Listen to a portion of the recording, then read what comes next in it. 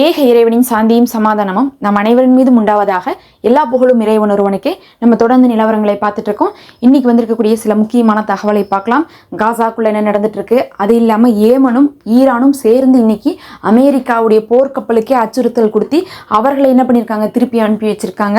இன்னும் நிறைய நிகழ்வுகள் நடந்திருக்கு, ஒரு தொகுப்பாக பார்க்கலாம். முதல்ல நம்ம காசாவில் பார்த்துட்டோம்னா இன்னைக்கு வாலா அல் ஜப்பாரி அப்படின்னு சொல்லக்கூடிய அல் ஜசீராவுடைய ஊடகவியலாளர் ஒருவர் தாக்குதலில் கொல்லப்பட்டிருக்காரு.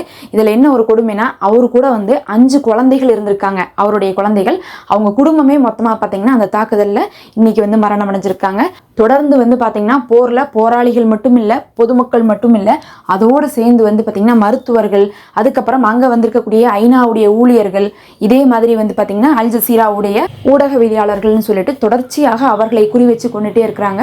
இது எதுக்காக இந்த வேலையை பண்ணிட்டு இருக்காங்கன்னு பார்த்தீங்கன்னா, உண்மையான செய்திகள் போகக்கூடாது, அதுலேயும் யார் துல்லியமான செய்திகள் எல்லாம் இங்கிருந்து திரட்டி அல் ஜசீரா கொடுக்குறாங்கன்னு பார்க்குறாங்க. அதில் முக்கியமாக இருக்கக்கூடிய ஆட்கள் யாருன்னு சொல்லிட்டு தான் என்ன பண்ணியிருந்தாங்கன்னா, இதுக்கு முன்னாடி 32 பேர்த்த அல் ஜசீராவை சேர்ந்தவங்களை தாக்கியிருந்தாங்க. அதே மாதிரி இன்னைக்கு இவர் காசாக்குள்ள இருக்கும் போது 5 குழந்தைகளோடு அவங்க குடும்பத்தில் இருக்கும் போதே தாக்குதல் நடத்தப்பட்டு அழிச்சிருக்காங்க. யோசிச்சு பார்க்கணும், 5 குழந்தைகள் ஒரு குடும்பத்தில் அப்படியே இறக்குறாங்க. அந்த குடும்பத்தை சேர்ந்தவங்கன்னா அதெல்லாம் நம்ம கற்பனையில கூட நினைச்சு பார்க்க முடியாது. 2 வருஷமா போர் நடந்து போகாத உயிர் கூட ஒரே நாள் தாக்குதல்ல என்ன ஆயிருது, மொத்த குடும்பமே அழிக்கப்பட்டிருக்கு. இத்தனை தியாகத்தையும் மீறி தான் இந்த ஒரு செய்தியை கொண்டு சேர்த்திட்டு இருக்காங்க. இதெல்லாம் பார்க்கும் போதுதான் நம்ம சுதந்திரத்துக்கான போராட்டம் எப்படி ஒரு கடினமானதுன்னு நம்ம தெரிஞ்சுக்கலாம். நம்மளாம் சுதந்திர பூமியில வாழ்றதுனால நமக்கு அதனுடைய அருமையே தெரியறது இல்லை. ஒரு சின்ன சின்ன விஷயத்துக்கு கூட என்ன பண்ணிட்டு இருக்காங்க, இங்க எல்லாரும் மற்றவங்களை குறை சொல்லிட்டு இருப்பாங்க. சுதந்திர போராட்ட வீரர்களை கூட என்ன பண்ணுவாங்க, குறை சொல்லுவாங்க. ஆனா நாம வாழக்கூடிய இந்த உலகத்துல, இந்த 2025 நவீன உலகத்துல பாத்தீங்கன்னா, சுதந்திரத்துக்காக ஒரு நாடு போராடுது. அதுல இப்படி மக்கள் கொல்லப்படுறாங்க அப்படிங்கிறதையும் நம்ம பார்க்குறோம். இனிமேல் வரக்கூடிய வரலாறுகள்ல இந்த நிகழ்வுகள் எல்லாமே இடம்பெறப்பட்டிருக்கும். இத்தனை பார்த்தும் கூட பார்த்தீங்கன்னா இஸ்ரேலை யாராலையும் அடக்க முடியல அப்படிங்கிறதா உண்மை. அப்படிப்பட்ட உலகத்துல தான் நம்ம வாழ்றோம். இதுதான் ஜனநாயகமான உலகம், இதுதான் சுதந்திரமான உலகம், நவீனமான உலகமான்னு கேட்டா நமக்கே வெறுப்பாக தான் இருக்கு. வார்த்தைகள்ல மட்டும்தான் சுதந்திரத்தை வச்சிருக்காங்களோ தவிர ஒரு ஊரே கொல்லப்பட்டு இருக்கு. 22 லட்சம் மக்களுக்கு சாப்பாடு இல்லை, தங்கும் இடம் இல்லை. ஆனாலும் இந்த முஸ்லீம் நாடுகள் என்ன பண்ணிட்டு இருக்காங்க, அவங்களுடைய வேலைகளை பார்த்துட்டு தான் இருக்கிறாங்க. அமெரிக்காவோடு உறவாடி கொண்டு தான் இருக்கிறாங்க. ஆனா இந்த முஸ்லீம் நாடுகளுக்கெல்லாம் இல்லாத அக்கறை பார்த்தீங்கன்னா சில கிறிஸ்துவ நாடுகளுக்கு கூட இருக்குது. நாம் சொன்னோம், ஹங்கலா அப்படின்னு சொல்லக்கூடிய ஒரு கப்பல் கிளம்பி வருது காசா மக்களுக்கு உணவு கொடுக்கறதுக்காக. இதுக்கு முன்னாடி பார்த்தீங்கன்னா கிளம்பி 2 தடவை கப்பல் வந்துச்சு. அப்போ இஸ்ரேல் திருப்பி அமுச்சு விட்டாங்க. இப்போ 3ஆவது தடவையும் கிளம்பி வராங்க. 4 நாள் கடந்துட்டாங்க. இப்போ 4 நாள் ஆயிருக்குது. இன்னும் ஒரு சில தினங்களில் காசாவை அடைய முடியும் அப்படின்னு சொல்லியிருக்காங்க. இருந்தாலும் இவங்க அடைவாங்க, உணவு கொடுப்பாங்க அப்படிங்கிறது நாமளும் எதிர்பார்க்க முடியாது. அவர்களுக்கும் தெரியும் அது நடக்காதுங்கிறது. ஆனால் இஸ்ரேல் எந்த அளவுக்கு இடையூறாக இருக்கிறாங்க அப்படிங்கிறதையாவது உலகத்துக்கு காட்டுறோம் அப்படிங்கிறதுக்காக தான் அவங்க வந்துட்டு இருக்காங்க.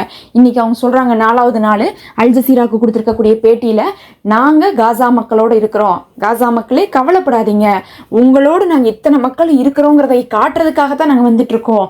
எங்களுடைய உணவுகள் உங்கள் இடத்துல சேராமல் போனாலும் சரி, எங்களுடைய ஆதரவு இருக்குது அப்படிங்கிறத நீங்க தெரிஞ்சுக்கோங்க, உங்களை நாங்கள் என்ன பண்ணல, கைவிடலைன்னு சொல்லியிருக்காங்க. இந்த எண்ணம் கூட பார்த்தீங்கன்னா இந்த துருக்கி சவுதிக்கெல்லாம் இல்லைன்னு தான் நம்ம சொல்லணும். இதில் ஒரு சிலர் ஏன் ஈரான் உணவு கொடுக்கறதில்ல அப்படின்னு கேட்குறாங்க. ஈரான் இவங்களை சப்போர்ட் பண்ணுறாங்க அப்படிங்கிறது உண்மைதான். ஆனால் ஈரானால் நினச்சாலும் கூட பார்த்தீங்கன்னா உணவு கொடுக்க முடியாது. ஏன்னா பக்கத்தால் இருக்கக்கூடிய நாடுகளால் மட்டும்தான் இஸ்ரேலை மீறி கூட என்ன பண்ண முடியும்னா மறைவிலையாவது உணவு கொடுக்க முடியும். பக்கத்தால் யார் இருக்கா, ஒரு பக்கம் இஸ்ரேல் இருந்தால் இன்னொரு பக்கம் யார் இருக்கான்னா எஜிப்ட் இருக்கான். எஜிப்ட் பார்த்தீங்கன்னா இஸ்ரேலை ஏமாத்திட்டு கொடுப்பானான்னு கொடுக்க மாட்டான். அதே நேரத்தில் ஈரான் அந்த மாதிரி பக்கத்தால் இருந்தால் கொடுத்துருக்க சான்ஸ் இருக்கோ தவிர, அதை மீறி ஈரான் கொடுக்கணும்னா 2 வழி தான், வான்வெளி இல்லாட்டினா பார்த்தீங்கன்னா கடல் வழியாக தான் கொடுக்கணும். கடல் வழியாக எது வந்தாலும் இஸ்ரேல்காரன் என்ன பண்ணிட்டு இருக்கான், சுட்டு வீழ்த்திட்டு இருக்கான். இப்போ வரக்கூடிய அந்த ஹங்கலா கப்பல் கூட பார்த்தீங்கன்னா இதுக்கு முன்னாடி 2 கப்பலையும் அவன் சுட்டு வீழ்த்தினானுங்க.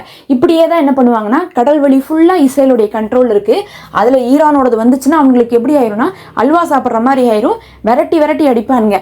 அப்படி அடிச்சுட்டு அடி வாங்கினதுக்கு பிறகு என்ன பண்ணணும், ஈரான் வேற வழி இல்லை, திருப்பி கொடுக்க வேண்டியதாக இருக்கும். அப்போ என்ன என்ன ஆகும்னா போர் தான் மறுபடியும் வரும். அப்போ இஸ்ரேலுக்கும் ஈரானுக்கும் நடுவில் போர் தான் வருமோ தவிர காசாவுக்கு உணவு போய் சேராது. அதே மாதிரி தான் வான்வெளியாக வந்து ஏர்ட்ரூப் போகணுன்னா கூட பர்மிஷன் கேட்காம வந்து போட முடியாது. ஏன்னா வந்து நடுவில் ஃபுல்லாக யார் இருக்கா? இஸ்ரேல் இருக்கான். எங்கிருந்து சுற்றி வந்து போட்டாலும் காசாவுடைய வான்பரப்பு யார் கையில் இருக்குன்னா இப்போ இஸ்ரேலுடைய கண்ட்ரோலில் தான் இருக்குது, அவனுடைய கண்காணிப்பில் தான் இருக்குது.